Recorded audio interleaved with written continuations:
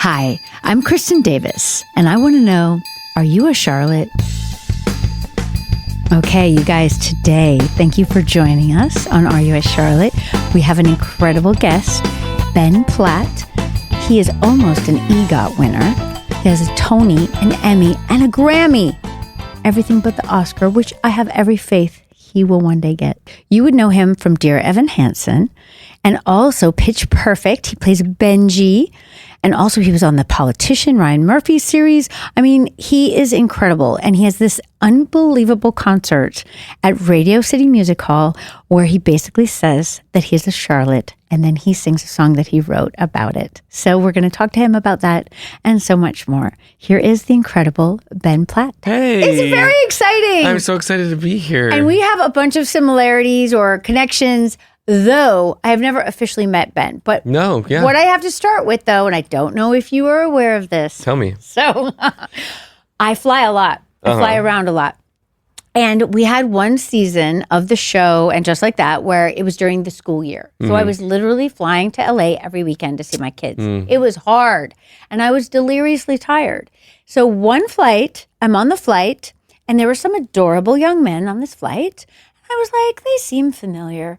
But I was so tired. And we take the whole flight. There's some chatting going on. There's possibly a mother or a mother-in-law. Do you know what I mean? There's some chatting. There's some boisterousness. I'm like, I don't know who they are, but they're super interesting. We get off and I'm like, oh my God, I think that's Ben Platt. Oh, it was me. I think so. And your husband. Was it New York to LA? Yes. I mean, we do be doing that flight. You didn't notice me? No, are you Thank kidding? God. I would have bothered you. I'm so glad because I was so mortified that I didn't say hi to you. I would have made you make a video for my sisters. If Thank God in heaven, because I thought to myself, like, I mean, I was in my, like, do not look at me phase. Do you know what I mean? I might have had a hat on. I was in, like, my... No, planes is thank God. the most, like, it doesn't mortifying count, right? zone to be a person. Okay, yeah, great. Because later on, I felt so bad because you have that super adorable concert where you literally say that you are a Charlotte. It's true. I do. I do. Everyone and their brother sent to me. Yeah, I wrote a whole song. I know, tell us about it. Well, I mean, I very much identify as a Charlotte, always have. Yay. I grew up with two sisters, as I said, and they loved the show and exposed me to the show, and I've most of the show memorized. So it's very formative to me as a gay person and a New York person. So I also from a Jewish family, and very much the MO culturally, as obviously Charlotte becomes, is, you know, you got to find your husband and settle down and buy the china, and you know, it's all about like making a home. And so for me in dating, like even prematurely, that was very much my MO. And so I very much consider myself a Charlotte. So I wrote this song called Share Your Address that's on my first album, that's about kind of jumping in really quickly as soon as you like someone after the first couple dates. And I always say that it's very much inspired by Charlotte. Oh, which I love so much. And it's so beautiful in the concert. Oh, it's thanks. so beautiful. And people kept sending it to me and I was like, this is adorable. It's before I had the podcast. But then I was like, yes, we need to have him on the podcast. Yeah, duh. As soon as I heard this was a thing. Yay. I'm so glad you're doing this, by the way, as someone who loves the show and watches it before I go to sleep. It's just nice to have someone to chat about it with. I do find this whole it's really amazing to have lasted this long in terms of the show being culturally discussed at all. And then obviously we got to go back and do And Just Like That. And then they came to me while we were doing And Just Like That, asked me if I wanted to do the podcast. I had other chances to do a rewatch podcast and I hadn't been ready in a way. Yeah, of course. It seems weird in a certain way to look back and kind of live in the past. Like I didn't want to live in the past. Of course. But I had also never rewatched the show. And in my mind, of course I love the show. I always love the show. Everyone knows I love the show. But when I rewatch it, I'm blown away by how good it is. Yeah, it's really good. In so many ways. I hate to break it to you, it's really good. Right? Thank God, right? Thank God. Like it's such a gift as an actor to just luck in, like literally fall into a situation where everybody is trying to do something new and everybody is committed and everyone cares so much. And our writers were so amazing and still are, and you know, so many different things. So I'm so lucky that I did say yes. I'm so thankful that I did say yes. And I so understand that having to have the right amount of time between to like live your life and be a person and separate and then come back to it fresh. And like I so understand like that you needed to wait till the right moment to revisit. And now it's very therapeutic, really. I would imagine. Right? It's so interesting. And sometimes I remember nothing. Like this entire episode was new to you. Totally fresh eyes. But when you watch it, does it put you back on the day? Like, do you get flashes of like work days and little random flashes? Things? Because that is the way actors remember things, right? Yes, you always. remember like I was so hot that day or whatever. Or like you can see me melting. Yeah, exactly. I can see me melting. I'm going to see weird details that no one else would see or whatever. Mm-hmm. I don't even think I do. Yes, I did have flashbacks. Okay, good. I'm remembering now. The funny thing is that sometimes, like for instance, people over the years, it's always interesting to see what people remember and talk to you about, right? And people would talk to me about the S&M Club, and I'm always like, I don't know what you're talking about. Of course. This is apparently what I was talking about. Yes. Douleur, Exquise. Thank you so much. I kinked my hair. Good job. I know. That's Charlotte's kink. I know. And I have no memory of this at all. No memory of this at all, except that there's a picture of the cast, and I don't know where we are, possibly at a premiere party, and my hair is kinked, which, is scary. Okay. It's a scary thing. Do you love it? Yeah, of course. And I just love that that's her interpretation of the assignment when she shows up. I know. Charlotte is true to Charlotte always. Charlotte is true to Charlotte. Well, all four of them are, which is why they're so iconic. Well, this is and true. why everybody sees themselves in them is that they're very true to their centers. Obviously, they all change and experience things, but they have like an id, each of them, that like stays very consistent and makes them feel like real people. I agree 100%. There are people in the world who do not agree with us. They can come to me. Actually, do not. Absolutely do not. I love that, Ben. Thank you for putting yourself out there for us. Thank you. Okay, so here we are. We're back. Should we go back and discuss? Oh my God, of course. Okay, great. Or should we? I just want to just briefly touch on. So you're happily married. I'm happily married. I want to tell the story. I found my Harry Goldenblatt. And how did you find your Harry Goldenblatt? Well, we met. His name's Noah Galvin. He's a very talented actor and writer and singer and performer. And he and I met when we were like 19, making like a web series, like a comedy web series that never saw the light of day. I didn't even know this. Yes. Oh my God. We met really early on. Whoa. Our mutual friends who we made this film theater camp with, they were one of the first things that we all made together was this web series. They invited me in, and I met Noah doing like improv with him, and we had a talent crushes immediately on each other. And then we started, working together in the theater community, like workshopping musicals and stuff. And we started dating like right away when we were like 20 years old. Wow. And I like really panicked and sort of freaked out quickly. Understandable. And for reasons that I don't think I understood at the time. At the time, I sort of expressed it like, I think we're best friends. I think this is a friendship. I think this is like a lifelong friendship, and I don't want to ruin that by dating. And I don't think I understood at such a young age that like that is one and the same. 100%, but nobody when they're young understands that. I thought those were like totally different categories. Right. So you were looking for the heat. That's right. Right. And so I sent him a text message that was so long that it has an arrow at the bottom to go to the rest of the text message, which wasn't the nicest way to do it. But he was mad at me for a little while, but then we became friends, and he was very patient, and we were friends for like 5-6 years. Wow. And then sort of had like a maturing turning point, mostly on my end, of coming to my senses and realizing, this was the sort of greatest person that I know has been in front of me the whole time. And he graciously allowed me to come to that realization. But we really gave both of us a chance to like sow some oats, which I really appreciate. I'm glad we didn't get together right away, and we're able to come a little bit more fully formed. And we've been married almost a year. Well, September 1st will be our first anniversary. Amazing. But then where's the Dear Evan Hansen? So the internet loves to tell me that we met doing Dear Evan Hansen. Which is not true. Got it. We already knew each other. Correct things. Yes, always. For several years, when I was doing Evan Hansen, I originated the part on Broadway, and they were looking for a replacement, and they obviously found Noah because Noah's very talented, and I was just like, oh, I loved him. He's amazing. I co-signed. That's amazing. So we already had a friendship, and I was able to, help him, acclimate to like that really intense part, and at least make the transition as easy as it could be. But yeah, that was like chapter 3 or 4 in our. That's amazing. In our story. Yeah. That's amazing. I love that story so much, Thanks. and I do think that there's just so many different elements of. First of all, meeting when you're 19, I mean, that's kind of insane. Totally. So it's amazing that you were able to navigate that in a way and both have patience, or whatever it took, time and patience and growth to come to the point where you did realize and you hadn't burned that bridge. It was, very grateful to the universe that like I, for whatever reason, wasn't ready to deal with it. And so kind of blew it up for a moment, and also grateful to him that he stuck with it. And amazing. Yeah. Congratulations. Thanks. it seems definitely like we could use the word beschert. Yeah, it's beschert. Love it. That's right. Love it so much. Yeah. I love that story. And I think it's also funny. I love to correct things that are wrong out there. Me too. Because people glom onto something and then it becomes like it's real, but it's Suddenly not. it's in the narrative. Yeah. Right. And I get it. It's such a fun story that like we met doing Dear Evan Hansen. Absolutely. And it's like we both played Evan Hansen, but like Right. it's more boring to be like, actually we had done a workshop of a musical called Alice by Heart. And we had also made a web sketch together Right. And gone to Vassar and stuff. But yeah. I love it. We I still love did it. both play Evan Hansen, so that's great. Of course. And that's a funny Yeah, like it's a footnote. It's quirky great. little, it's a quirky little thing. So a year married. A year married, yeah, And September is 1st. it what you thought it would be? Yeah, I mean, I think the bigger change for me, especially because I've known him for so long, Right. was the cohabitating, like moving in and really like building a home together for the first And this time. is a very Charlotte type of a thing. Exactly. How has it panned out? Really, really well. He's very aesthetically gifted, and that's very nice. much his strong suit, Okay. which is not mine.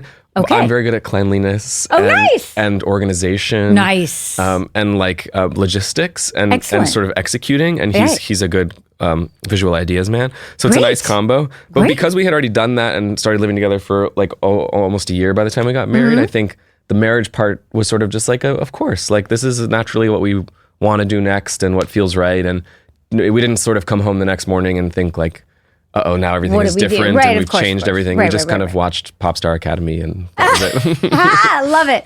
The funny thing about Charlotte's whole thing, because people do talk a lot about the china, because the china, when she marries Kyle and we're in Bergdorf and I flip that plate over, but also even the first season, I go out with Carrie's discarded man and Yep. he doesn't like my china taste and I'm like out, which is really funny to me. Like, But sometimes if you know, you know. if you know, you know, in whatever way you find out, whatever meaningful thing in your mind that is, I guess that's important to me. I do think like, wow, Charlotte, it's very picky, but she is. But right? she is, and she and I love that with Harry, they had to trial and tribulate and come And to there's it growth. on their own time. And There's growth in equal Charlotte, status which is and- super important. Yeah. But the thing that was funny about it in my mind, and this is again like an actor type of a thing. So when she was married to Kyle, obviously, sorry, what's his name? Trey. It's so messy in my mind at this point that I can't even. Did you have a nice experience working Separate. with him? It's a dream. Okay, good. He's wonderful on the show. He's amazing. Love the character. I know. Amazing, right? And complicated. Very, very. Yes. Really human and, Yes. heartbreaking and great and funny. And I haven't gotten to that part of the rewatch We won't- yet. sorry, we I'm won't go. looking forward to it because I do feel like I need to work some feelings out. we all do. But what I remember is, of course, the thematic is that this is exactly what she was looking for. Everything looks perfect on the outside, but it's not perfect on the inside. Yeah. And that is her growth, is that that's not going to work out, sadly, and that then she's going to expand and grow herself inside and realize, no, this person who doesn't look anything like what she thought she wanted is, in fact, what she really wants on the inside. Yeah. And it has worked out to be, thank God, a happy relationship and Yeah. marriage in the Sex and the City universe. Kind of as the it only continues. one. Exactly, the only one. As he likes to say, the last man standing. It's true. I know. And I'm so happy. Me I'm too. so happy for her and for him. Feels earned. It does feel earned. That's well put.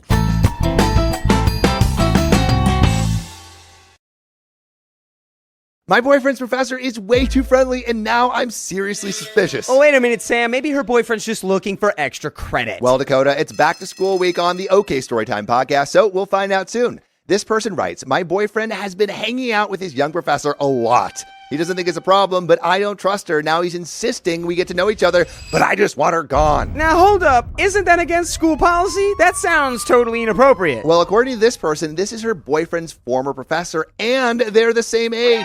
Then it's even more likely that they're cheating. He insists there's nothing between them. I mean, do you believe him? Well, he's certainly trying to get this person to believe him because he now wants them both to meet. So, do we find out if this person's boyfriend really cheated with his professor or not? To hear the explosive finale, listen to the OK Storytime podcast on the iHeartRadio app, Apple Podcasts, or wherever you get your podcasts. Everyone thinks they'd never join a cult, but it happens all the time to people just like you. And people just like us. I'm Lola Blanc. And I'm Megan Elizabeth. We're the hosts of Trust Me, a podcast about cults, manipulation, and the psychology of belief. Each week, we talk to fellow survivors, former believers, and experts to understand why people get pulled in and how they get out. Trust me, new episodes every Wednesday on Exactly Right. Listen wherever you get your podcasts. What would you do if one bad decision forced you to choose between a maximum security prison or the most brutal boot camp designed to be hell on earth? Unfortunately for Mark Lombardo, this was the choice he faced. He said, "You are a number, a New York State number, and we own you." Shock incarceration, also known as boot camps, are short-term, highly regimented correctional programs that mimic military basic training. These programs aim to provide a shock of prison life, emphasizing strict discipline, physical training, hard labor, and rehabilitation programs. Mark had one chance to complete this program and had no idea of the hell awaiting him the next 6 months. The first night was overwhelming, and you don't know who's next to you. And we didn't know what to expect in the morning. Nobody tells you anything. Listen to Shock Incarceration on the iHeartRadio app, Apple Podcasts, or wherever you get your podcasts. Hola, it's Honey German, and my podcast, Gracias Come Again, is back. This season, we're going even deeper into the world of music and entertainment with raw and honest conversations with some of your favorite Latin artists and celebrities. You didn't have to audition? No, I didn't audition. I haven't auditioned in like over 25 years. Oh, wow. That's some real G talk right there. Oh, yeah.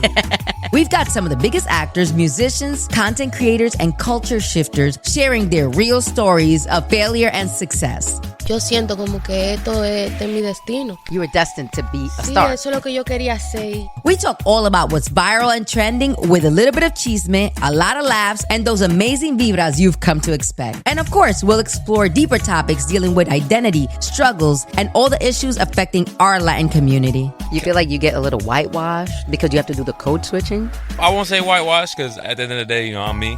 Yeah. But the whole pretending and code, it takes a toll on you. Listen to the new season of Gracias Come Again as part of My Cultura Podcast Network on the iHeartRadio app, Apple Podcasts, or wherever you get your podcast. Your entire identity has been fabricated. Your beloved brother goes missing without a trace. You discover the depths of your mother's illness, the way it has echoed and reverberated throughout your life, impacting your very legacy. Hi, I'm Danny Shapiro, and these are just a few of the profound and powerful stories I'll be mining on our 12th season of Family Secrets. With over 37 million downloads, we continue to be moved and inspired by our guests and their courageously told stories. I can't wait to share 10 powerful new episodes with you. Stories of tangled up identities, concealed truths, and the way in which family secrets almost always need to be told. I hope you'll join me and my extraordinary guests for this new season of Family Secrets. Listen to Family Secrets Season 12 on the iHeartRadio app, Apple Podcasts, or wherever you get your podcasts.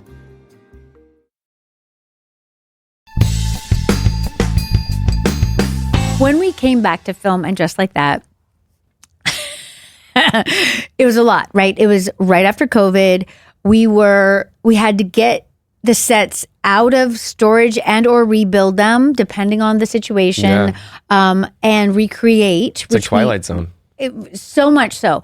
But yet our children had grown up, right? So they were trying to update. They were like, how can we update? How can we change in a way that makes sense? Mm-hmm. So the first day, I was the first person to work.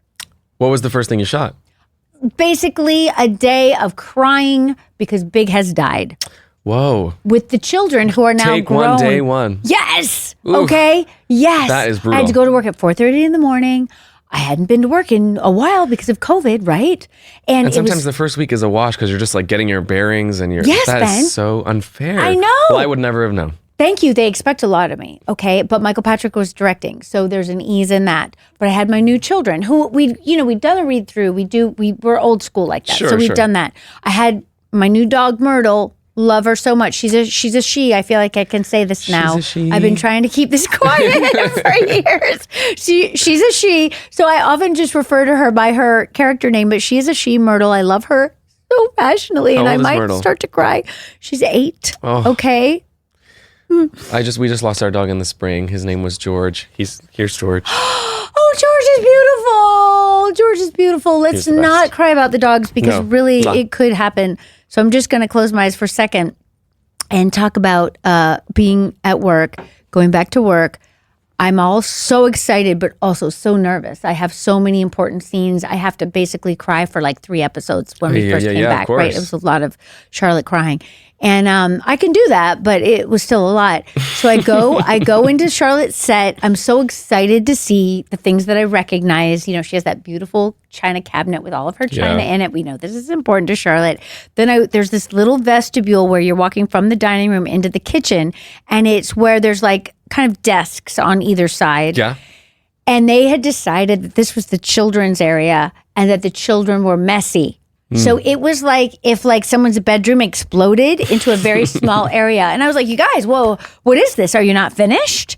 You know, like setting up? Like we could see this in this shot. They're like, no, that's how it is. Because, you know, the kids are messy. Kids, yeah. And I'm like, but I'm still Charlotte. It's true. They can't be this messy. She wouldn't let that fly. What on earth? And they were like, oh.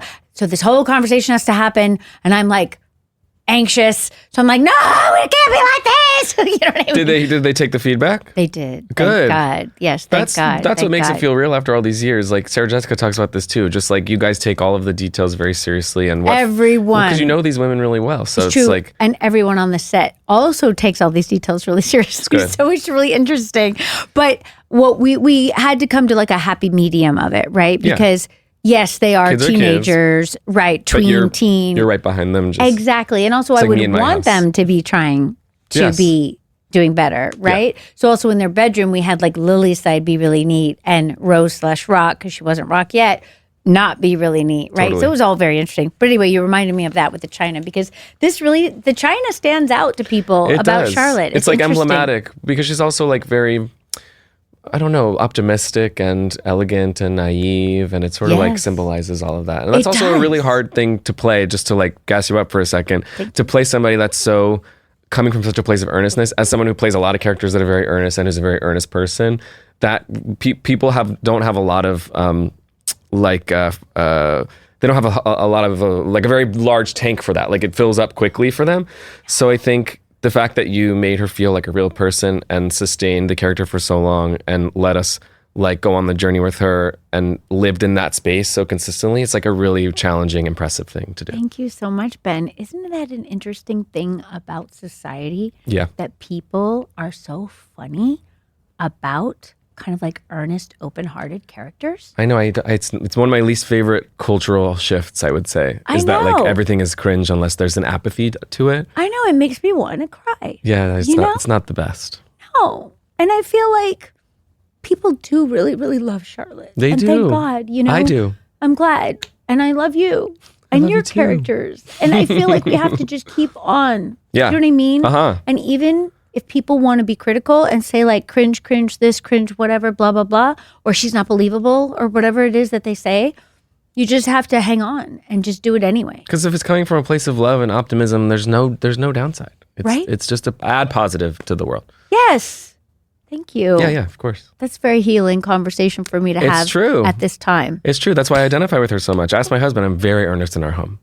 I love it. I think you have permission to be earnest anywhere you want to be earnest. Thank you. Agree. You know? And I want to say also, this is going to be on whatever it's going to air. It drops after, and just like that is finished. Oh my God, the whole thing will be done.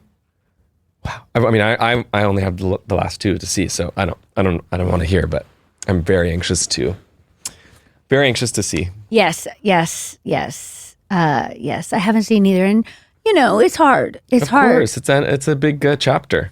It is, and it's a bit of a shock, you know. Mm-hmm. So I'm trying to keep myself together. I understand. Yes. I have this portrait in my family's house of this clown, this like crying clown that was in my grandparents' house.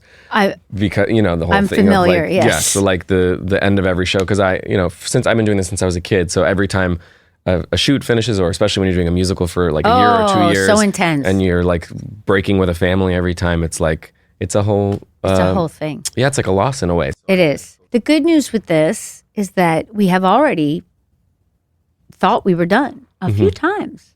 And the joy of life is that we're never done in life. Yeah, of course. So everyone was like, what's it like to get back together? Well, we were getting back together on the set, but we had been together the whole time. Yeah, these are real friendships. These are life friendships. Thank God. Yeah. You know what I mean? It's very special. The pain is that I love making what we make. Mm-hmm. So it's sad not to make what we make. Of course. Like I would make whatever we wanted to make with these people until I die. Of course. If I was given that choice. Well, when you find a happy, like, fulfilling environment, you never want it to. No. Because there's a few and far between. It's true. As much as everyone tries to be that in our industry, it's not always going to be that. You're not always going to hit the bullseye, yeah. Yeah. Mm-hmm. And I mean, you can have a great time and it cannot turn out well. Or you can make something incredible that everybody loves and it was a miserable experience. Exactly. Yeah. Which often is the case, I find. Of right? course. Like yeah, it's hard a weird, to find the... Definitely. Anyway, thank you. We're having some therapy on the podcast. That's what I'm here for. I appreciate it so much.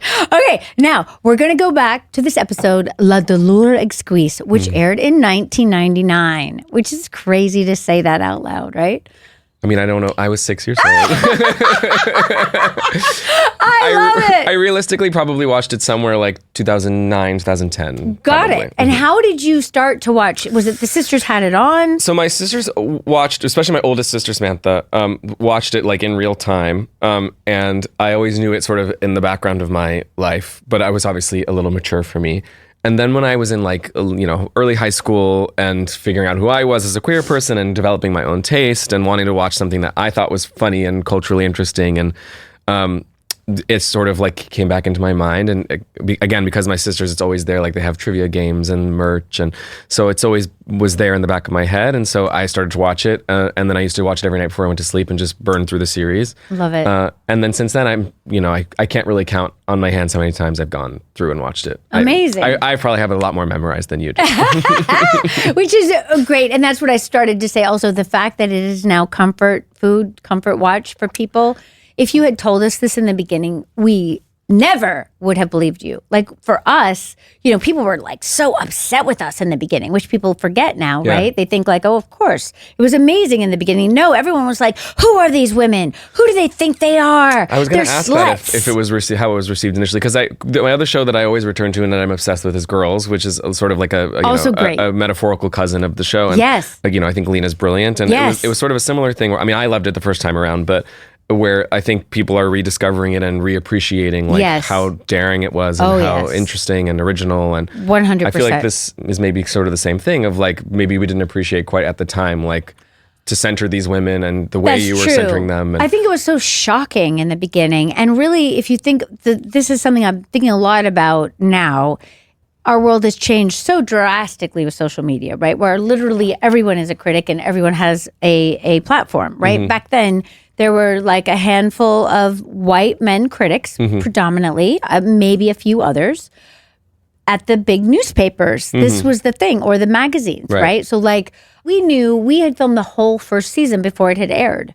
Oh, so wow. So there was no pilot situation. It was just... We did film a pilot, and then they took like a year and a half, something, in my mind, too long to pick it up. But they did pick it up, obviously. You shot the pilot and went away for a year? Mm-hmm. So the second episode is a year later? Mm-hmm. I got to go rewatch it with that in mind. Roughly. Sarah's hair was brown in the pilot. Yes, I remember. Yes.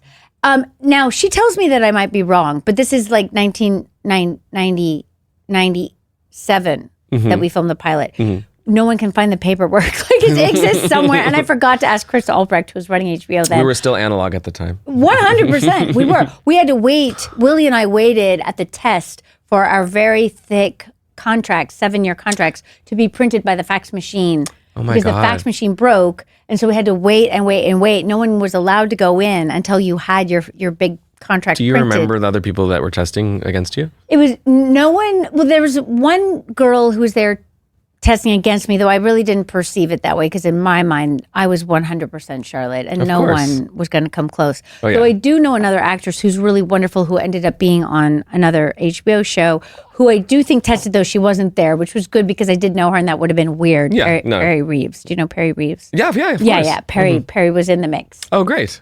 Would have been perfect and wonderful. But at the time, I was like, back everyone up. Because I'm getting this part. As soon as you read it, you were like, this is for me. Yes. But luckily, Willie was there, so he was entertaining me, and I was not freaking out in the way that I would have been.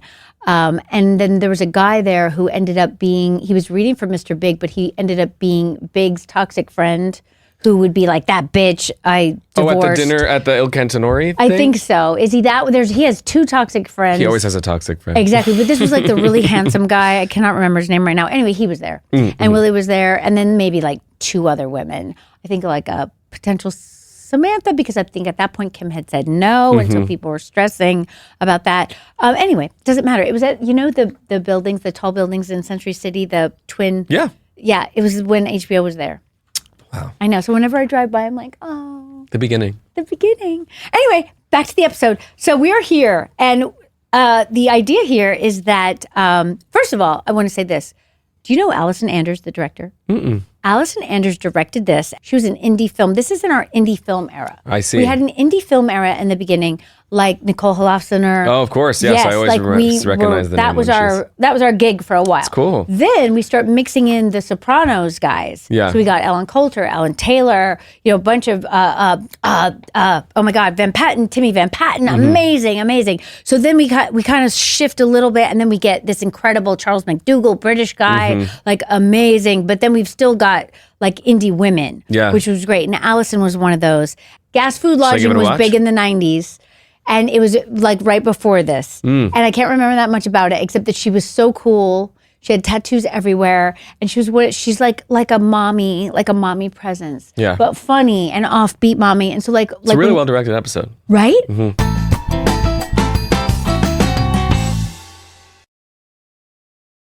My boyfriend's professor is way too friendly, and now I'm seriously suspicious. Oh, wait a minute, Sam. Maybe her boyfriend's just looking for extra credit. Well, Dakota, it's back to school week on the OK Storytime podcast, so we'll find out soon. This person writes, my boyfriend has been hanging out with his young professor a lot. He doesn't think it's a problem, but I don't trust her. Now he's insisting we get to know each other, but I just want her gone. Now, hold up. Isn't that against school policy? That sounds totally inappropriate. Well, according to this person, this is her boyfriend's former professor, and they're the same age. Then it's even more likely that they're cheating. He insists there's nothing between them. I mean, do you believe him? Well, he's certainly trying to get this person to believe him because he now wants them both to meet. So, do we find out if this person's boyfriend really cheated with his professor or not? To hear the explosive finale, listen to the OK Storytime podcast on the iHeartRadio app, Apple Podcasts, or wherever you get your podcasts. The Super Secret Bestie Club podcast season 4 is here. And we're locked in.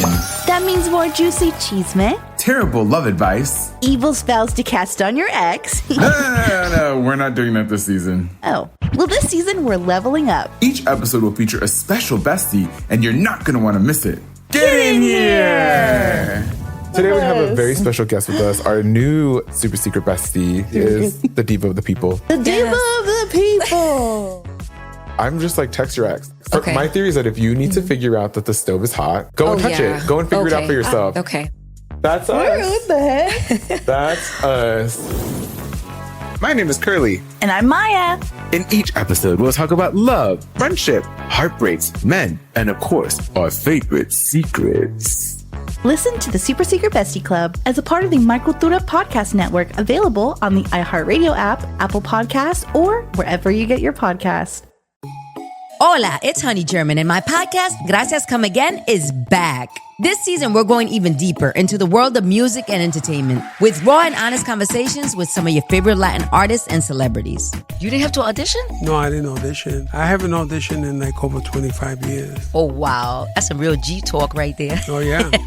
We've got some of the biggest actors, musicians, content creators, and culture shifters sharing their real stories of failure and success. Yo siento como que esto es mi destino. You were destined to be a Sí, star. eso es lo que yo quería hacer. We talk all about what's viral and trending with a little bit of chisme, a lot of laughs, and those amazing vibras you've come to expect. And of course, we'll explore deeper topics dealing with identity, struggles, and all the issues affecting our Latin community. You feel like you get a little whitewashed because you have to do the code switching? I won't say whitewash because at the end of the day, I'm me. Yeah. But the whole pretending and it takes a toll on you. Listen to the new season of Gracias Come Again as part of My Cultura Podcast Network on the iHeartRadio app, Apple Podcasts, or wherever you get your podcast. A foot washed up a shoe with some bones in it. They had no idea who it was. Most everything was burned up pretty good from the fire, that not a whole lot was salvageable. These are the coldest of cold cases, but everything is about to change. Every case that is a cold case that has DNA right now in a backlog will be identified in our lifetime. A small lab in Texas is cracking the code on DNA. Using new scientific tools, they're finding clues in evidence so tiny, you might just miss it. He never thought he was going to get caught. And I just looked at my computer screen. I was just like, gotcha. On America's Crime Lab, we'll learn about victims and survivors. And you'll meet the team behind the scenes at Othram, the Houston lab that takes on the most hopeless cases, to finally solve the unsolvable. Listen to America's Crime Lab on the iHeartRadio app, Apple Podcasts, or wherever you get your podcasts. My name is Ed. Everyone say hello, Ed. I'm from a very rural background myself. My dad is a farmer, and my mum is a cousin, so, it's not, What do you get when a true crime producer walks into a comedy club? I know it sounds like the start of a bad joke, but that really was my reality 9 years ago. I just normally do straight stand-up, but this is a bit different. On stage stood a comedian with a story that no one expected to hear. On the 22nd of July 2015, a 23-year-old man had killed his family. And then he came to my house. So what do you get when a true crime producer walks into a comedy club? A new podcast called Wisecrack, where stand-up comedy and murder take center stage. Available now. Listen to Wisecrack on the iHeartRadio app, Apple Podcasts, or wherever you get your podcasts.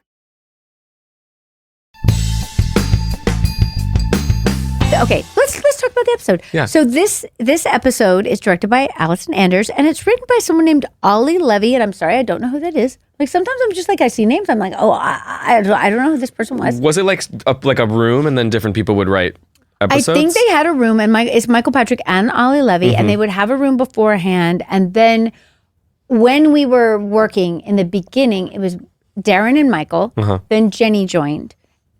Soon Cindy comes, but not quite yet, I don't think. Cindy Shupak. And then Cindy and Jenny become executive producers as well. And then slowly we start adding in people that last, right? Cool. But I'm sorry, Ollie Levy was not one of those people who lasted, or maybe had He just wrote a been in the lovely room. episode. Exactly. So this also, we've got some incredible guest stars. Will Arnett. Very funny. A little baby face. I know, Will so Arnett. handsome. Oh my God. Really funny, and it's so good. So dreamy, so well cast. So well cast. So well cast. And James Urbaniak. Yeah. I don't know if I'm saying his name right. I think it's Urbaniak. Thank you so much. Urbaniak. Yes. That sounds Yes. better. And weirdly, both of those people end up on The Office. Oh, yeah. Isn't that crazy? That is bizarre. Another show I love so much. And I also really like James on Difficult People. If you haven't watched Difficult People, it's a really funny show. I haven't Billy watched Eichner, Difficult. Julie Klausner, Cola Scola. Oh. Really, really satirical, funny show. He's about very New good York. at that. Very. So the thing that I find really funny about this, and we're going to be technically rewatching, but I just want to say that, the whole thing with the internet and the feet? Yes. Of course. Wiki Feet. I mean, all of it, right? Mhm. To the point where I have some lovely girls, I call them my digital girlies, and they come over and help me film stuff for social media, and they cut my feet out of everything. And I'm like, why do you guys, it's like the best part of the outfit. Why are you putting my feet the out? And they're shoe. like, we can't put any feet of any of our people on. And I was like, is that bad? And they were like, yes, it's that bad. The internet is a shit show. It's really. I know, but it's like an early version of it that Truly. this shoe salesman is willing to give Charlotte free shoes if she tries shoes on. I know. And then we have this really awkward scene where he's theoretically, potentially having Going a all the sexual way. experience. Yeah. Though I remember so much stress about how we were going to do that it wasn't just going to be awful. I was going to say, it's very funny, tasteful, uncomfortable. I think it's and James does a really great job. He does a great of towing the job. line. He does a great job. And I do not think I was that nice to him. I'm just going to be really honest. I think that I was not in love with this storyline. Yeah, you were probably feeling really anxious about it. I was feeling very anxious and like, what are we literally actually doing right now? Like, I get the theme of the show, but like what? Like, what? And I remember that, he massages my feet at one point. And I don't think I don't know what he wanted or what he didn't want. Because also I was just like, what? And I remember them saying to me, like, he's a really big deal in the indie film world. Like, be nicer to him. And I'm like, I'm having trouble, because to me, and I don't really think of myself at all as a method actor, but I am very much you were introduced informed. to him as this guy. Exactly. I understand. Yes, by the storyline. It's very hard to jump over. Yeah, when that's your first context for someone. Right. And you don't have any other context for them. Do you know what I mean? It's not like we're hanging out enough in a different setting or whatever. Anyway, I was really stressed about this. But I think when I watch it, that it works. It really does work. And also, again, to bring like only a character that's as pure-hearted and naive as Charlotte could we watch go through that and be like, oh, you poor thing. Like, totally. I get why you're saying yes, they're gorgeous. You know what I mean? Like, we go on the journey with her. Well, that was my other thing is like, would she say yes? And I mean, but the way he plays it too, it's pretty charming. Yeah, it is. Considering what he's actually asking. Like, he goes about it in a way that isn't like... No, there's an elegance to him. Definitely. That matches up with her that she think, and it doesn't really start to turn that corner until the very end, that last and then it's piece. Not as horrific as it could have been. No. Not at all. So anyway, thank you. That was good. We just did Charlotte's storyline. Now, someone else pointed out to me that Samantha doesn't really have a storyline. No, she kind of opens the episode and then that's it. Right, but she's got that whip, which is fantastic. Huge. But I think it's important to mention, and this is something that one time I was doing one of these, and I was like, wait, where's Charlotte's storyline? She didn't have one, right? Because we had storyline A, B, C, D, because there were 4 of us, and the show's only 22 minutes. Yeah. It's insane what they were able to get in there. It's true. But one thing that I've been watching the development of is that as writers, what they started developing, and it hasn't totally gelled in this episode. We have a theme in this episode that's very, very accurate and excellent for the different, storylines. But what starts happening as we go is the voiceover.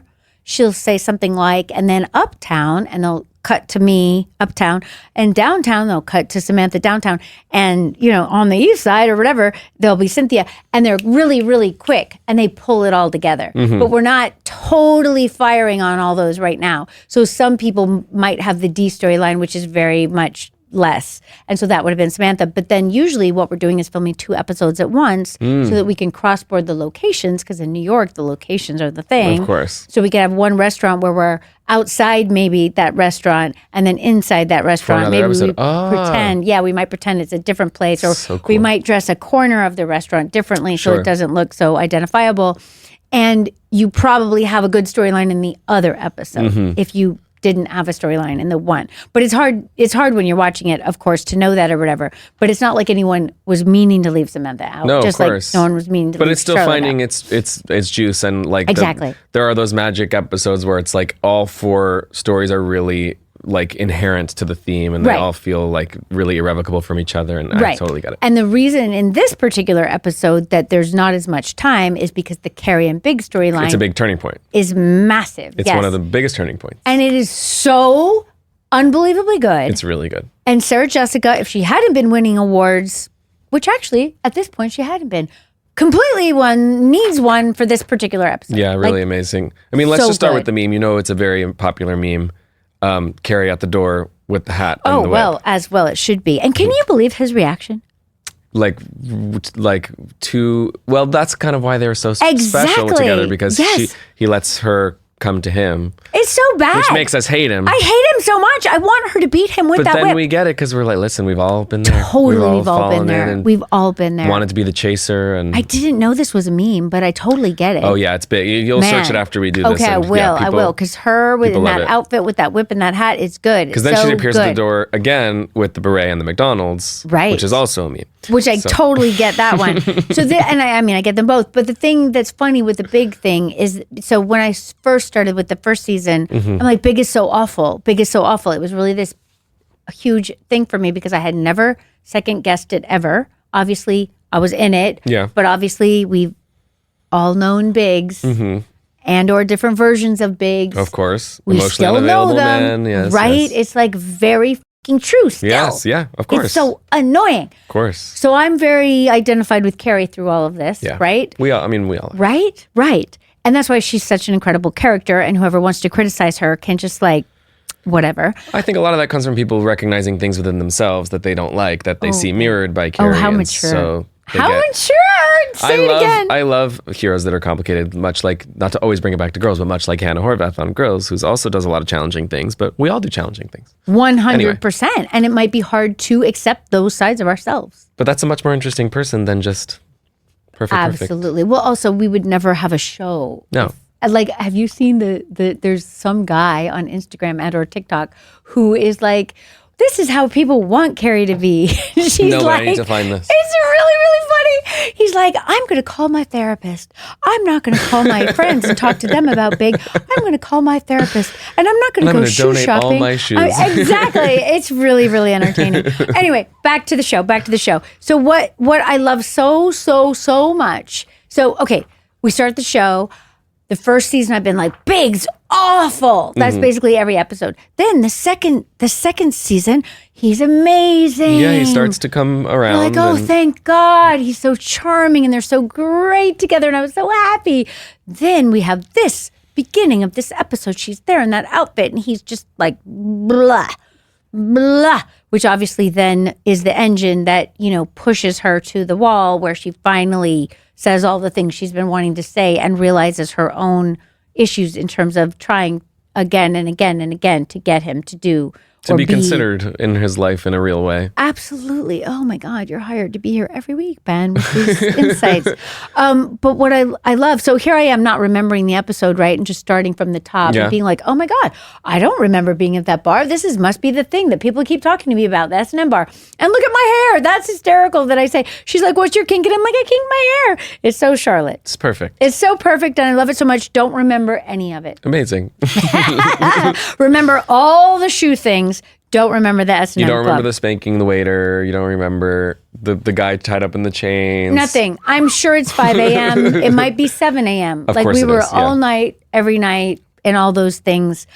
I have no memory whatsoever, which is interesting because you'd think I'd remember that. No, it kind of makes sense to me that like the things that we would consider to be the like shocking, like, oh, you must remember this like salacious thing. It's like, no, you probably remember this like two-hander thing that you couldn't get and it was 4 a.m. Like, you know Definitely, what I mean? It's the random stuff that you remember. It is true. It is true. And also, I think because I was, nervous and confused about my own storyline, that took my attention. And I also do remember the scene that you're talking about where it's the three of us walking and talking because I was so excited to be there because sometimes Charlotte's left out. Yeah. And I was like, I'm here in the middle. It's wonderful. Like, even when we were doing it just like that, if Miranda and Carrie had a walk and talk, I'd be like, why am I not there? And now that I'm rewatching, I realize that the Miranda-Carrie storyline of walking and talking is a through line that is so powerful It is and really amazing. powerful. A couple of friends walked a couple of blocks. You just wait. You have so much. I mean, I know, right? But also it's because their dynamic is so interesting and Miranda really tells her the truth. Like people are like, well, why didn't people stand up to Carrie? They did. Miranda especially all the did. time.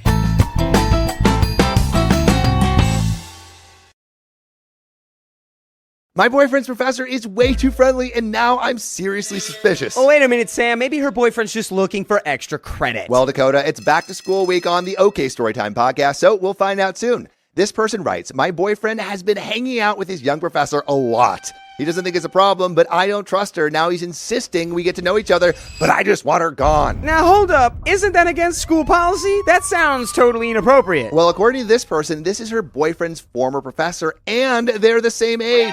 Then it's even more likely that they're cheating. He insists there's nothing between them. I mean, do you believe him? Well, he's certainly trying to get this person to believe him because he now wants them both to meet. So, do we find out if this person's boyfriend really cheated with his professor or not? To hear the explosive finale, listen to the OK Storytime podcast on the iHeartRadio app, Apple Podcasts, or wherever you get your podcasts. Everyone thinks they'd never join a cult, but it happens all the time to people just like you. And people just like us. I'm Lola Blanc. And I'm Megan Elizabeth. We're the hosts of Trust Me, a podcast about cults, manipulation, and the psychology of belief. Each week, we talk to fellow survivors, former believers, and experts to understand why people get pulled in and how they get out. Trust Me, new episodes every Wednesday on Exactly Right. Listen wherever you get your podcasts. Hola, it's Honey German, and my podcast, Gracias Come Again, is back. This season, we're going even deeper into the world of music and entertainment with raw and honest conversations with some of your favorite Latin artists and celebrities. You didn't have to audition? No, I didn't audition. I haven't auditioned in like over 25 years. Oh, wow. That's some real G talk right there. Oh, yeah. We've got some of the biggest actors, musicians, content creators, and culture shifters sharing their real stories of failure and success. yo siento como que esto es mi destino. You were destined to be a Sí, star. eso es lo que yo quería hacer. We talk all about what's viral and trending with a little bit of chisme, a lot of laughs, and those amazing vibras you've come to expect. And of course, we'll explore deeper topics dealing with identity, struggles, and all the issues affecting our Latin community. You feel like you get a little whitewashed because you have to do the code switching? I won't say whitewash because at the end of the day, I'm me. Yeah. But the whole pretending and code, it takes a toll on you. Listen to the new season of Gracias Come Again as part of My Cultura Podcast Network on the iHeartRadio app, Apple Podcasts, or wherever you get your podcasts. The Super Secret Bestie Club podcast season 4 is here. And we're locked in. That means more juicy chisme, Terrible love advice. evil spells to cast on your ex. No, we're not doing that this season. Oh, well, this season we're leveling up. Each episode will feature a special bestie, and you're not going to want to miss it. Get in here! Today we have a very special guest with us. Our new super secret bestie is the diva of the people. The diva of the people. I'm just like, text your ex. Okay. My theory is that if you need to figure out that the stove is hot, go and touch it. Go and figure it out for yourself. Okay. That's us. What the heck? That's us. My name is Curly. And I'm Maya. In each episode, we'll talk about love, friendship, heartbreaks, men, and of course, our favorite secrets. Listen to the Super Secret Bestie Club as a part of the My Cultura Podcast Network, available on the iHeartRadio app, Apple Podcasts, or wherever you get your podcasts. Your entire identity has been fabricated. Your beloved brother goes missing without a trace. You discover the depths of your mother's illness, the way it has echoed and reverberated throughout your life, impacting your very legacy. Hi, I'm Danny Shapiro, and these are just a few of the profound and powerful stories I'll be mining on our 12th season of Family Secrets. With over 37 million downloads, we continue to be moved and inspired by our guests and their courageously told stories. I can't wait to share 10 powerful new episodes with you. Stories of tangled up identities, concealed truths, and the way in which family secrets almost always need to be told. I hope you'll join me and my extraordinary guests for this new season of Family Secrets. Listen to Family Secrets Season 12 on the iHeartRadio app, Apple Podcasts, or wherever you get your podcasts.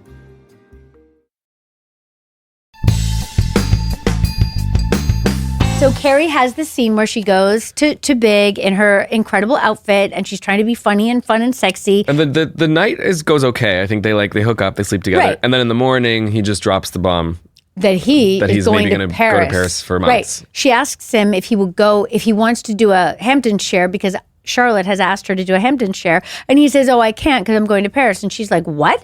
And she's standing on the bed, Yeah. and then she leans forward, which is so cool and So good. interesting, because most directors would be like, "Don't stand on the bed," but this is why the show is so awesome. Yes. Right? She's standing on the bed in her cute vintage slip, which I love so much, and she is so good and so deeply upset and thrown and trying to hold it together. She's really good at, she's an amazing actor altogether, Yes. but she's really good at specifically at receiving information, which I always think is a really Yes. hard thing. Yes. Information that you know as a person, as a human being, you already know. Yes. Like making it feel like it's being heard for the first time. Yes, She's really and expert at that. She is expert at hearing it and also expert at covering. Mm. But also, it's just enough covering that the audience is with her. They know what she's going through. Right. It's a very, very fine line Yeah. to walk. And she's amazing. Yeah. I mean, I always knew this, but rewatching, I'm like, even more, wow, wow, wow. Okay. Then he says, "Oh, yeah, it might be for years." He's such a dick. I'm sorry. I'm so mad at him. I know. I get so mad at him. It's the avoidant. It's the emotionally unavailable avoidant. It's just the way. It's the way. It's first of all, it's not like a relationship ending to say my work is going to take me to Paris, and I think we're in a weird space where I don't know how to handle that, and I don't think it's time for you to move. But maybe it's he doesn't have any of that language. It's just like I have to be able to just throw things out and do what I want. Right. I'm going to do what I want. Otherwise, I'm threatened. Absolutely. Absolutely. He doesn't take her into consideration in any way, shape, or form, which is why she does what she does the rest of the episode, which thank God, right? Thank God. Okay. Oh, wait. I have to bring up Stanford for a second. Of course. Love this storyline So much. So much. And I was like young queer person figuring myself out and doing my first dating and stuff. And so to see It's just like a regular, sweet, like not Mr. Perfect superhero man, like Right. go out and try to like have an experience like that. It was so wonderful. And it's like before the apps, right? So he's online. I know. It's like the proto cutest. apps. I know. It's the cutest. Big tool for you. Big tool for you. Rick and 9 once he Plus. Rick 9 Plus. Oh my God, it's so good. And the way that Willie does it is just so sweet. So sweet. He just wants connection. I know he just wants connection and he's intimidated, which I understand so much from a straight woman, but also from a gay man's perspective. Yeah. Obviously, many gay men friends, and the pressure is real. Oh my God, of course. You Especially know? the body stuff. Like specifically having it be a story where he's like, in order to have this experience, you got to strip down and just bear it all. And then he has a really great like flirty encounter. It's just like so affirming. It's really, It's so really affirming and sweet. beautiful, and the way he does it is just so good. And another thing that I didn't really realize at the time, because Willie was straight and stressed sometimes about how to play Stanford. I think he'd be okay with me saying this. I hope so. He and I were going to do a rewatch podcast. I know. Yes. The week that we decided to do, and just like that, we were supposed to sign our contract. Wow. I know. Let's not cry together. It's going to be bad. I'm going to have trouble. He's He's around. I know. So we were going to do a rewatch podcast, which would have been so much fun. Yeah. But he was really worried because he thought he was going to get in trouble because he had like no filter in life. Did you get to work with him? No, I just God. admire him from this, but never got Oh my to. God. Oh my God. Incredible human being and funny and cutting, like super smart and cutting in life. That comes across. Yeah. I mean, Stanford is incredibly sweet compared to Willie. Willie was sweet, but like could also like cut in to there. the bone. Do you know what I mean? Sounds like my husband. Oh, love it, love it, love it.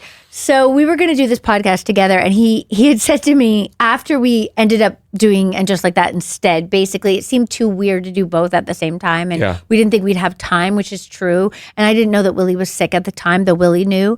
And he said to me one of the things he was worried about was that when he signed on to play Stanford, in his mind, Stanford was gay, but it wasn't the whole like essence of him. He was in this world equal with us. Yeah, it's about the relationship and the yeah. And then there were times he felt that certain people encouraged him to be more flamboyantly gay than he had wanted to be originally. And there was a person that Stanford was based on who was in our world and would come to our parties and stuff, who you never would have ever known was gay. And I think he was like a lawyer or something. Like he was, Stanford's a manager, vaguely, of models or whatever, vaguely. Yeah, the perfect underwear man. I forget his name. Exactly. The boner, maybe, something like this.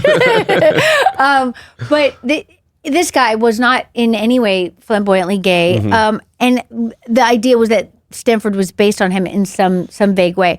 And so Willie's struggle in the beginning was that sometimes people he felt would come up to him and be like, gay it up. And he felt like, is that right? Is that wrong? I don't know what to do. Yeah, I understand And he that. was worried about talking about that because he didn't want to like ruin Stanford for people or make people uncomfortable about it. But when I look back on his performance, to me, it's just the most beautiful balance. Yeah, I think it's so well calibrated. Right? And I'm not, I think it's like a snowflake in terms of the whole like queer people playing queer people, straight people playing queer people. I think it's case by case. Clearly there was plenty of queer people in the creative like space making this feel like a real person and writing him as a real person. Clearly Willie's coming at it with a lot of talent and humanity. Like in this case, I see it as such a positive representation of somebody who's also like, or neurotic and nebbishy like me. So obviously I connect to him, but just in terms of like an actual person who's not just, I love a snarky gay assistant who's there to just be a snarky gay assistant, but Stanford's like a whole person. So I couldn't agree more. I'm so glad. I'm Yeah. so glad. You're the first person I felt safe to talk about this with. I'm so glad. We should do this once a week.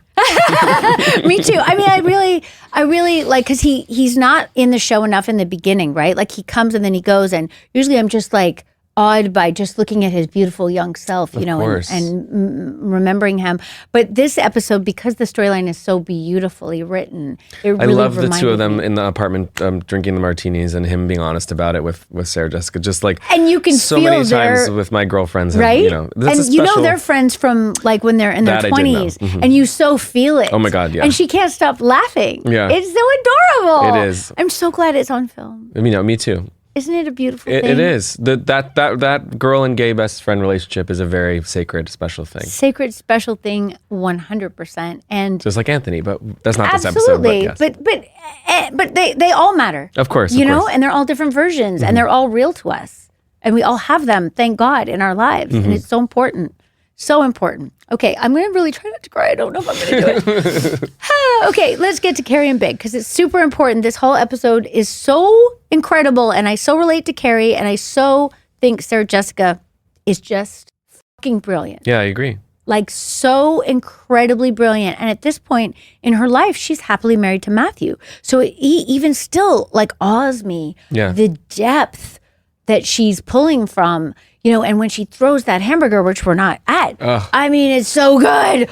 Oh God. Le filet de fish. Yes. Le Big Mac. Yes. And I love Allison Anders for making us all feel so comfortable. What I see when I look at this episode is all of us feeling very safe and comfortable and settled into our parts at this point in the second season. And audience-wise, you feel, always to a certain extent you do, but particularly in this episode, like in the room with people. Like it feels 100%. Very intimate. Very intimate. Because the show has a lot of style, so sometimes the like sharpness in the style can create like a bit of a remove in a way that's I think intended. But a lot of these like more messier emotional moments, like in this episode, like I felt very like let in. 100% let in, and I think a lot of that is Allison. Yeah. I think she was so chill and laid back, and I can see that in Sarah. Like there's a take where Sarah's got her computer, but her legs are on either side, and the camera's behind her. Like it's creative and fun, and Sarah Jessica loves that stuff. You know, like give her props, let her do weird things with her body. Like she knows how to make a space feel like she really lives in that space. 100%, because she's like a very physical actor. You know, she's intellectual and physical. It's very interesting. It's very, very interesting. It's so interesting to watch your friends too. Yeah, you know, because you know them. Right? That's the best. I mean, especially watching a friend you love and respect. Like I made this movie theater camp with Noah, with my husband. Yeah. And being part of the, you know, the cut process of that and, you know, shooting and like just watching him work, like it can be a really challenging thing when you're watching a friend or your person when there's not a belief in them or like there's like a criticism, you know what I mean? Where it's like, it's not a talent that you really believe in because it's that makes that line is hard. But there's nothing more special than like someone you love as a person and you can really admire that theirs have a special ability at the same time. Absolutely. Okay, so here we are. We're with Carrie and Big. Oh wait. Should we talk about the Will Arnett, because that's a pretty funny storyline. So good. And so New York. But I know what you're saying about the episode, sort of like that storyline could kind of go anywhere. Totally. It's just its own little pocket episode. It is. It's not totally a game. It's kind of a game. So funny. Right, it's so funny. He wants to have sex in public places, so they meet at a bookstore, basically the Strand on the street, talking about biographies. So he takes her to where Mark Twain wrote, which I think we all know as New Yorkers. Like it's right there. We've all been there. I've never had sex there, and he wants to have sex there, which is funny. And then they have sex in a cab, which is. That's a bit of a stretch for me. And she says, take 9th Avenue. Yes, which is very, very, very Cynthia, though she wouldn't be having sex in the cab, but she is very directing of the drivers. We can suspend disbelief for the show that they somehow made it happen in the back of the cab. I mean, look, I'm sure people have. Of course. I have definitely made out in the back of a cab. One of the best places to make out. Definitely, but not the rest. She's a great on camera maker-outer, Cynthia, I will say. I think she's amazing. I mean, she's an amazing actor. Fear. She has no fear. She's not concerned. Whole hog. 100%. In a sometimes anxiety-provoking way for me as her friend. Of course. Yeah, I would be like, is anyone protecting her Conserve in that yourself. moment? You know what I'm saying? Because there's no intimacy coordinators, as we know, back in the day. Just whatever. And she's like, yes, I'll do it. Yes, my feet are dirty. I don't care. Film them. Like, you know, things where I'm like, didn't have anyone have a wet one. Come on. Anyway, that's me. And I play Charlotte as Charlotte. Very clear. Okay, so here we are. We're Stanford confesses to Carrie about the cyber sex, which is so cute. On the internet. Big tool for you. We've gone over all that. Then they have I'm back at the shoe store, and his name is Buster, which is kind of hysterical, like Buster Brown. I don't know if anyone will get that reference at this point, but I know Buster Brown, but why Buster Brown in this? They make shoes. Oh. The youngsters. This is like from the 40s. Okay, don't ask me why we did that, but all right. I'm getting free shoes. He's charming, but slightly ew, but that's okay. Then we have this adorable walk and talk. I'm wearing my own shirts for some reason. Really? That's another thing I'm thinking about. Does that happen a lot when you go back and watch? In the beginning, yeah. We didn't have a lot of budget. You can see that it's getting better. The fashion's getting better. But like sometimes I would go shopping and I'd be like, I want Charlotte to wear this. So then I just take it, and try to it's a work in progress, me and Pat figuring Charlotte out. It's a labor of love. And being able to afford Charlotte. Yeah. Basically. Well, Charlotte has very expensive taste. Very expensive taste. And I'm wearing this beautiful necklace. It's a butterfly. It's got rubies. It's a vintage necklace. I wore it a lot. And then at the end of the season, we're still trying to get press, which I know is insane to think about now. I know, crazy. Yes, but we had to try anyone who would talk to us. We'd be like, sure, ask us anything. We'll do anything. Like at one point they were like, tell us your worst dates, which I unabashedly did. And Cynthia Nixon called me and she was like, why did you tell them that story? And I was like, well, they asked. I don't know. I felt like I had to tell them something. She's like, don't ever tell that story again. I'm like, okay. Well, now it's like the currency, not to get off topic, but in terms of like press tours and stuff, it's like that becomes more important than the movie or it's like 100%. It's like Ben. what stories are you telling and are you cool on camera and is it viral and is it the it's tea? It's crazy town. It's like what about the movie? Yes, right? Yeah. Totally true. I feel like we were on the forefront of that happening. Totally. But we understood because they were trying to relate it to the show. You know what I'm saying? Yeah. Like you as people, which is the lasting power of the show. Yes. Right? But then you're also giving up your personal stories to whoever it is who's going to present it however they're going to present it. I think now the good news is you have more control because you have your own social media, etc.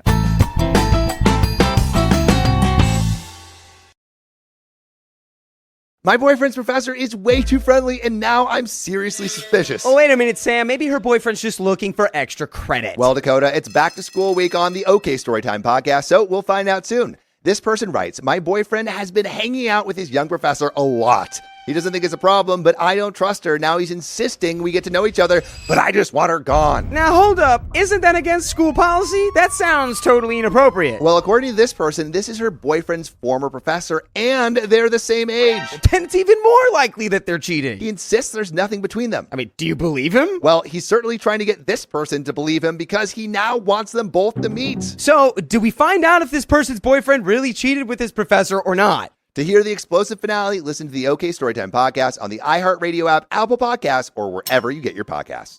Hi, I'm Jenica Lopez, and in the new season of the Overcomfort podcast, I'm taking you on an exciting journey of self-reflection. Am I ready to enter this new part of my life? Like, am I ready to be in a relationship? Am I ready to have kids and to really just devote myself and my time? I wanted to be successful on my own, not just because of who my mom is. Like, I felt like I needed to be better or work twice as hard as she did. Join me for conversations about healing and growth. Life is freaking hard, and growth doesn't happen in comfort. It happens in motion, even when you're hurting. All from one of my favorite spaces, the kitchen. Honestly, these are gonna come out so freaking amazing. Be a part of my new chapter and listen to the new season of the Overcomfort podcast as part of the My Cultura podcast network on the iHeartRadio app, Apple Podcasts, or wherever you get your podcast.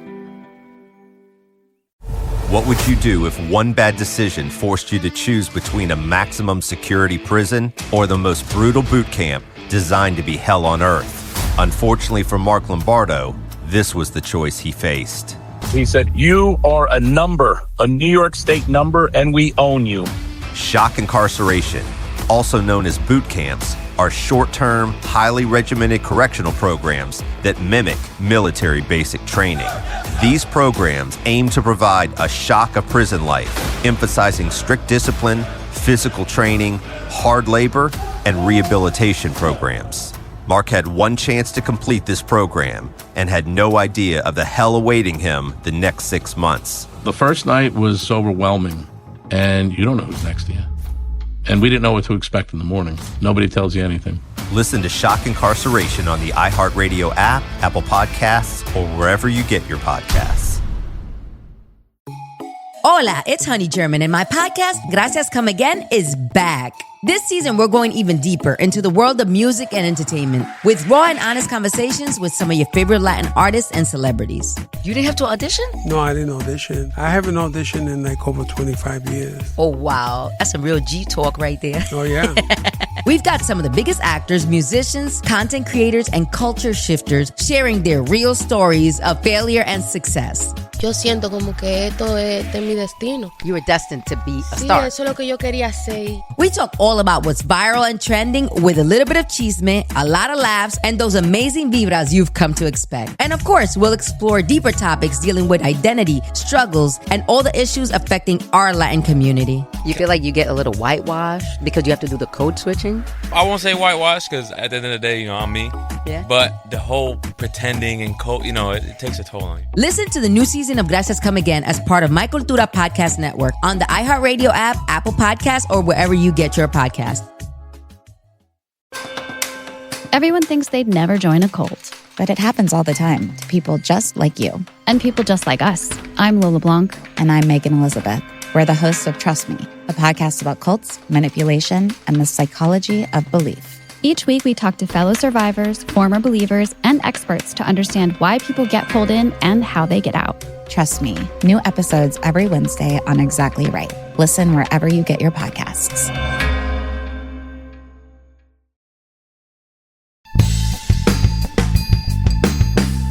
I'm only gonna ask like a few fan questions. I Go promise. for it. But how far into it was like being yourself around New York like no longer possible? Like, you know what I mean? Yes, I do know what you mean.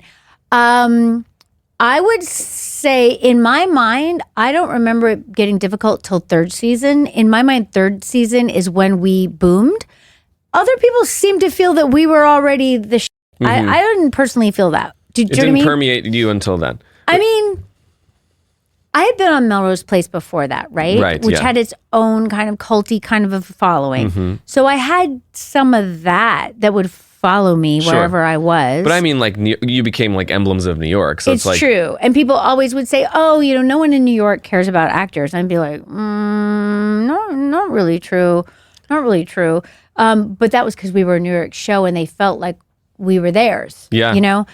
But I also feel now, well, no, it's different. See, like in LA, I learned where to go and where not to go. Yeah. Right? Like Brentwood, really easy. Yeah. There's a lot of actors in Brentwood. It's well, cool. it's so segmented. Like in New York, it's sort of like you're out, you're out. You're out, you you're know? out. Absolutely. But there was a time where I realized I cannot walk down Madison Avenue. Yeah. And that kind of sucked. Yeah. You know what I mean?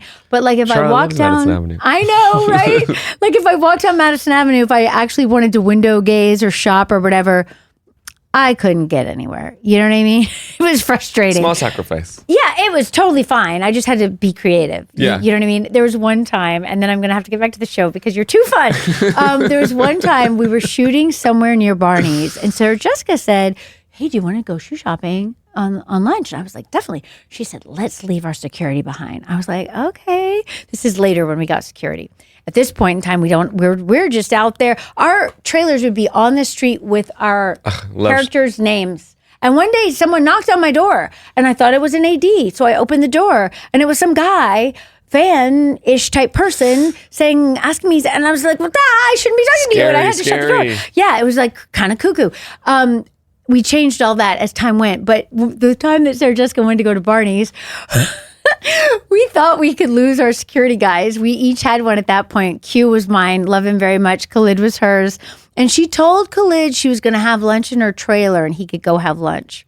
Tricky. And then she snuck over to mine and we went, but Q followed us at a distance and we didn't know. But it was a good thing because we get to Barney's at lunchtime and we're trying to try on shoes. It's so stupid, right? Like right in the... It's so dumb. It's lunch hour in New York City at Barney's. It's packed with women and there's just a crowd around Of course. us. And you're trying on shoes at that. I know, it's so stupid. And at one point, Q was hiding behind a pole and we just see him like, do you need me? We're like, yes. Just so we could get out of the building. The lengths you'll go to for shoes. I know, right? And Barney's. I mean, it was fun. We were just trying to be Barney's. girls for a minute. Barney's. I know. Okay, back to the episode. Okay. Oh my God. You're too much fun. Okay. Charlotte, the shoe store, we're good with that. I want to get to big because this to me is The fight, the fight huge. at the end. Mhm. Yes. So basically, Carrie talks to us many times about, and this is when I think about the narcissistic Carrie situation, right? Where for like a couple years, it seemed like everyone just wanted to criticize Carrie for being narcissistic. To me, First of all, I don't think she's narcissistic. I think that we're First hearing. of all, everybody is a little bit. Well, yes. Let's just say that. Let's say she's not more so or whatever. You know what I'm saying? Yes. And she's like twisting herself to try to be what he wants her to be. Exactly. Which is, kind of a selfless thing to do. Exactly. I'm misguided, but. Yes, but we all do this or have done this, right? But also, I think as a viewer, part of the reason you feel like Carrie's narcissistic is because you're hearing Carrie's thoughts. Yeah. Which I don't think people think about. Like you're in her head. We're getting the whole internal monologue. Right. So it's like if we were hearing that for each girl, we'd probably say the same thing. Exactly. Because everyone's internal monologue is narcissistic. That's kind of and she becomes like such an omnipotent narrator that she's sort of like helping us craft our judgments of what's happening with the other women. Absolutely. That's a great point. Thank you so much. Never thought about that. Thank you so much. So in this particular episode, she's like almost sending herself up in terms of like, there's all these quick cuts where she's like talking to me and talking to Samantha and talking to Miranda and Big, and I just kept trying to be what he wanted. Like she's just going on and on and on. And it's actually really, really funny because it's like an exaggeration of what everyone complained about later on, whatever. The first reaction is like her banging the table in the diner with you guys being like, I can't believe I'm here again. Yes. And then she does like the 180, she like calls him drunk and like, makes the wrong move and then does the 180 of like, being embarrassed and feeling ashamed about that. And so then she's back with you guys and being like, yeah, actually, you know what? Like, it's Paris. Like, it'll be great. Like, I'll go visit him. And she's taking, because that's what Charlotte said originally. It was like, what's the big deal? You can go to Paris. Yeah, she does her she like goes through her 7 stages yes. while waiting for him to come back. It's like, we've all spiraled exactly that same way. That's so right. Does she call him in this episode? Yes, when she gets drunk with Stanford. Yes. In that scene that I love. Thank God you've watched then it so much. she calls him and it's like, 4 a.m. in Paris and she like, is saying like a real thing and is like trying to be like, you're not considered. She's trying to say what she later says, which is like, you can't factor me into your life. Yes. But because she's drunk, it just doesn't come out well, and she gets really embarrassed by it. And then I think he's cranky because he's asleep. And exactly. And so suddenly she's like, am I gonna lose him? And so let me try to reframe this. And then she's with you guys walking, and she's like, you're right. Like this. What am I freaking out about? Like, what's the worst thing about going to Paris with your boyfriend? Right. Just like doing her own like mental gymnastics to try to make it work with this guy who's giving her like nothing. Haven't we all been there? So much so. And then he comes back. So that's when she comes in her adorable beret, her French outfit. Someone asked me, how did Paris become this through line with them? And I think it's all just because we all love Paris. I mean, I would have to ask Michael Patrick, This is, I think, the first time we hear about it. This is the beginning of what's going to be a very, very, very long through line. Of Paris. Yes, I don't even want to say how it ends. Exactly. For decades. So important. But who doesn't love Paris? Of course. I just went in the spring with my husband. The first like adult proper trip there. I went with my family when I was a kid, but so dreamy. We just went there all together to promote And Just Like That. Oh, that's so fun. It was incredible. That is so fun. It was incredible. It was incredible. So he comes back. She's wearing her beret. She has the Big Mac. Yes, the Filet-O-Fish. And she apologizes and she tells him that she thinks they can make it work and that they can have phone sex if he has to move to Paris, which is hysterical. Yeah, we can have the phone sex. Yeah, which is also funny. Very funny. In terms of And Just Like That, which I of course. Okay, yeah. Spoiler. Yeah, and then he tells her something to the effect of, I don't want you to move to Paris because you're expecting something. Yeah, which literally makes me want to kill him. I don't want you to uproot your life and expect anything. Right. It's like, excuse me. It's so... After the mental gymnastics, after all that she emotionally has gotten through to try to get to that point to say it can work, he's like, but don't expect anything. This is the thing with Big. It's one thing to be emotionally unavailable, but be able to articulate that you have that shortcoming, and it's another thing to not have any words for it and to just be abusive. Exactly. It's so right. sad. At which point she takes the Big Mac and smashes it against the wall, which, hallelujah that she does it, right? Satisfying. It's very satisfying, and he deserves that and so much more, really. And then she says something like, I don't know if she says this to him. Does she say, why is it so hard for you to factor me into your life in any real way? Kills me. Ugh, and he has no good answer, really. No, because he doesn't deserve her. No, he does not. And then she said, you said you love me, and he said, I do. And she's like, then why does it hurt so much? And we're back to La Douleur Exquise. We are. And then... And this made me upset, and I didn't remember this. Then we cut to Stanford, and we have some other scenes, but then he comes to her door in the middle of the night, and she lets him in. I didn't remember the ending. Yes. She lets him in, and they have sex. They have this like unspoken goodbye. Right. And I'm night. like, oh no, because I personally don't believe in goodbye sex. I do not think you should have goodbye sex. I don't think I ever have. I think I have, and I didn't know it. Is it goodbye sex if you don't know it's goodbye Well, sex? That's the question. they know it, and you don't. Do you know what I'm saying? Because Yeah. I'm Charlotte, right? At some level. Do you know what I mean? So I'm thinking that this must mean it's going to be good now that we're okay. No. But it doesn't mean that. It's like goodbye sex, which is awful. Yeah, it's honest, but it's awful. I don't think it's honest if you don't say it. I just mean like, of course they would want, like there was no closure and he has no ability to give them any closure. Well, good point. Because he has just like no, he's a lot of growing to do. Totally. And so if this is the only kind of closure that's being offered, like I would understand. Do you? I mean, I do. If I was Carrie and I was in that kind of a web, I she has get a it. lot more understanding than I personally, Kristin, would ever have Yes. in that moment. No, because yes. then she's sitting there in her fantastic black bra in the Yes. morning, and he says, "What are you doing over there?" And she's sitting there, and we hear in her voiceover that she feels tied to the chair and she can't get up because she knows it's over. Yeah. And that he says, "Come back," and she says, "Well, I want to, but I can't." It's so good. It is. It's really good. And I so admire her, Carrie's understanding, but also Sarah Jessica's abilities in that scene to convey such emotion without conveying it on her face. Yeah. Do you know what I mean? Mm-hmm. Like you can feel it all, but she's not exhibiting it for him. You know what I'm saying? She's Yes. protecting herself in the scene, but you as a viewer know. This is my other fan question. I promise the last one. Sure, no. Were the voiceovers already recorded so that, like, when in the middle of the scene someone will say something and then you'll take time to think while we hear Sarah say something, and then she has to then match the timing once the cut's already there. Yes. So basically, Wow. when you'd read the script, they'd be there. So we know what's being said. Yes. We just don't hear it yet being Correct. said. Mhm. And then she would go later. And you'd have to ask Michael Patrick and Sarah, and I think I should ask them at some point, how often they changed them. Mm-hmm. Do you know what I mean? That would be interesting. Because once you see what you have. Yeah. But that's what I was going to say, especially in this moment at the end. It's like there's such a good synergy between like what she knows we're hearing and what she's giving to him. Right. But I think a lot of that is her incredible abilities, and incredibly deep thinking on where Carrie's at and what Carrie's doing, and this syncing between Michael Patrick and her, and Darren too. I can't remember at what point how active he is at this point.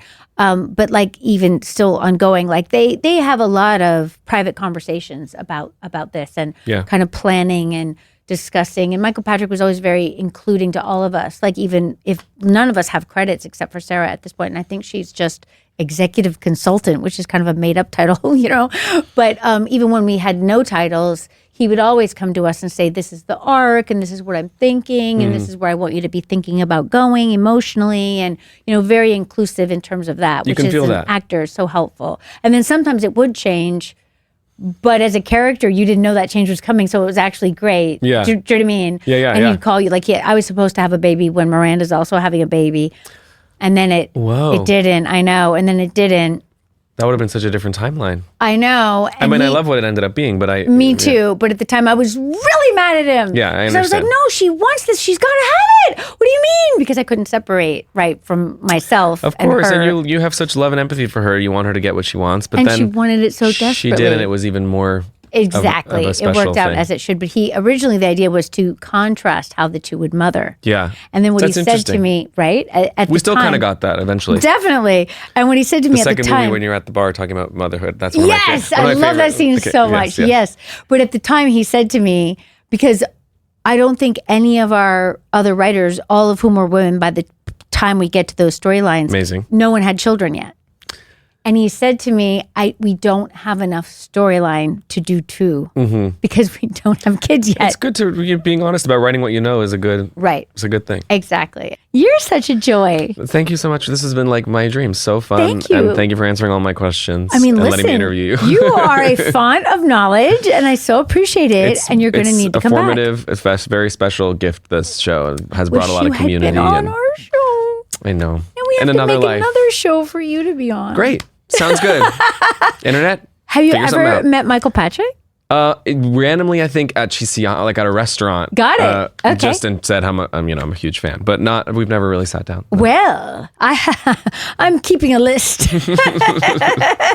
Let's just make sure we officially ask you, are you a Charlotte? Oh, I'm very much a Charlotte. Because how many people have written a song basically based on their Charlotte-ness? Yeah, I think I kind of win the crown. I think you totally do. Well done. Well done. Well done. Thank you for being here. Oh my God, of course.